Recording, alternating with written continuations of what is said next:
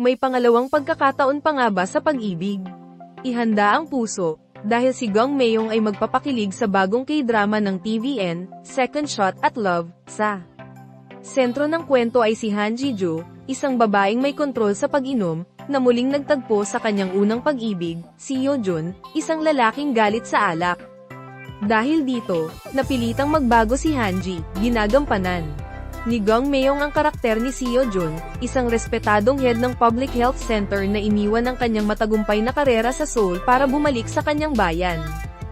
Sa likod ng kanyang mabait at palabirong pagkatao, may mga sugat siyang itinatago, ayon kay Gong.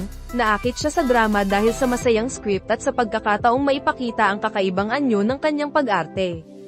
Pinaghandaan niya ang role bilang isang maasahan at propesyonal na doktor, mula sa pananalita hanggang sa kilos. Sa mga bagong still cuts, makikita natin ang duality ni Si Yo-jun, relax at malambing sa casual moments, ngunit maayos at kagalang-galang sa seryosong eksena.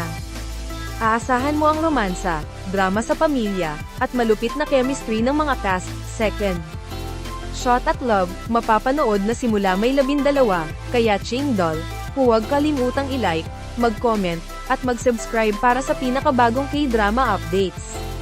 Dito lang yan sa Palitang K-pop.